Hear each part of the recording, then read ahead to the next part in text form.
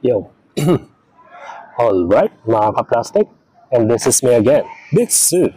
Right back at it again with another content.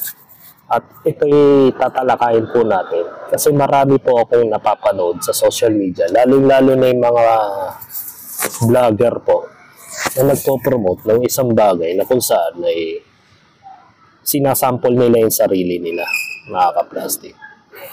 So, ang tungkol po ito sa colon cleansing. Ang colon cleansing kasi kung saan isang bagong method ng isang tinatawag nilang specialista. So, hindi natin kung anong klaseng specialista ang tao mga yun.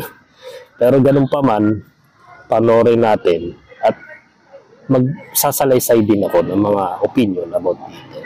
So, panoorin natin yung video kung gaano ba kaligtas ang colon cleansing, mga ka-plastic. Marahil ay napadaan na rin sa inyong social media feed ang nauuso ngayon na colon cleansing. Ang tanong, safe nga ba yan? Para bigyan ng mukha ang balita, Mobile Journal, Yeda Pascual.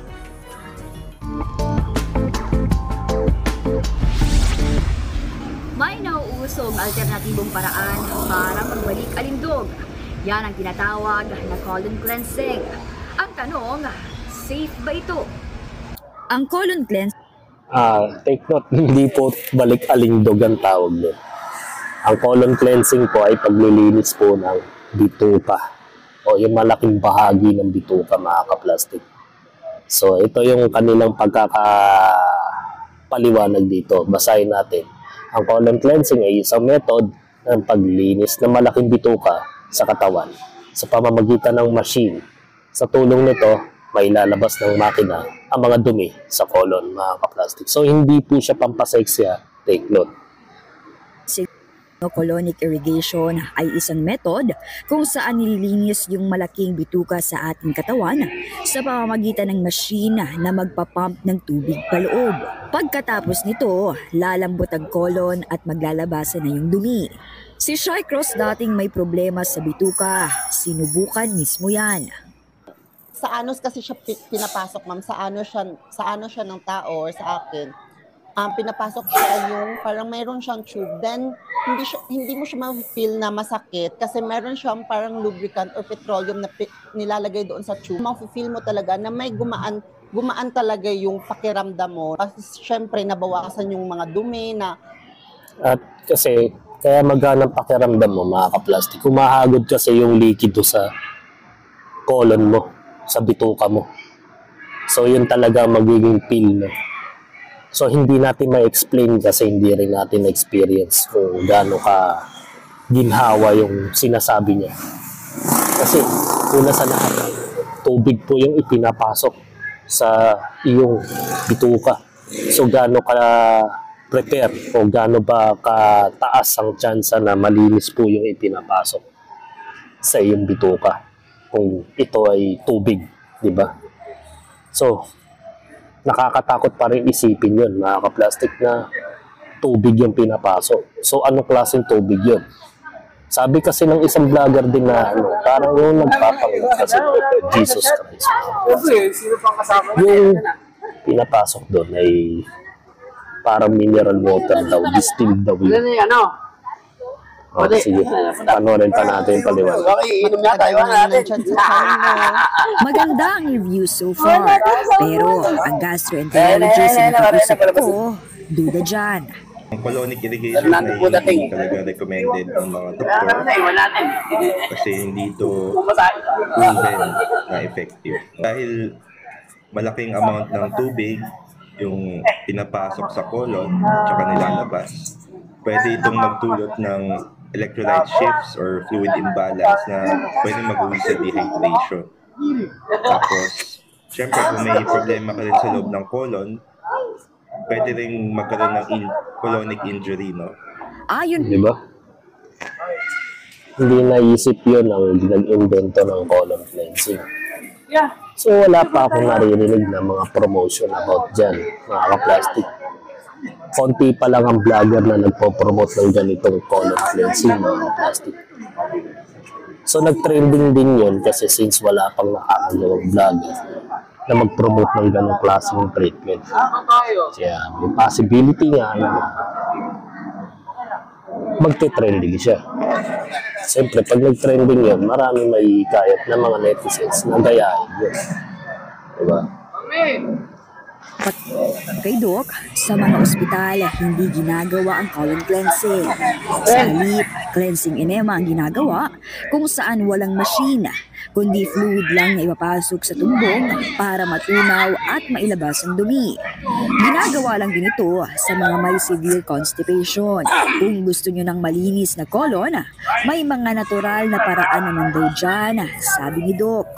Proper diet lang, dapat high fiber diet, no? May at least may gulay or prutas tayo everyday para kasi yung fiber nagpo-promote ng digestion tsaka pag-form ng stool para malabas natin yung waste ng mas maigi or dumi. Ang colon natin ay may kakayahan talaga na maglinis ng sarili na, no? To clean out the waste and toxins. So, di po natin kailangan ng colonic irrigation. Pagtiwala tayo sa katawan natin. Tama. Tandaan sa bawat procedure, Tama, mga plastic. Kasi ang tiyan natin, may sariling mekanismo. May sariling mekanismo siya na kung saan may kaya niyang linisin yung sarili natin dito. Ang pinaka-best way dyan para hindi po kayo magkaroon ng mga problema sa bituka ay ugaliin kumain ng mga fiber like mais, yan, mga kamote, yan, mga okra, diba? At ugaliin mo uminom ng maraming tubig. At wag niyong ugaliin kumain ng mga matatabang pagkain like mga baboy o yung mga high calories, yung mga mamantika. Yun kasi ang possibility kung bakit ang tiyan nahihirapan maglinis ng ating mga pinagkainan. Diba?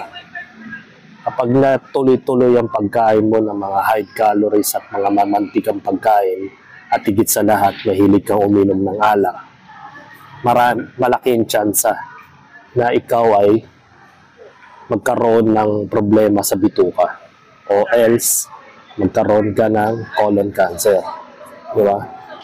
Mas safe pa nga yung kumain ka ng gulay na malakas sa fiber kaysa sa magkaroon ka ng sarili mong method na papasok mo yung tubo sa iyong tumbong na hindi mo alam kung nililinis nila yun.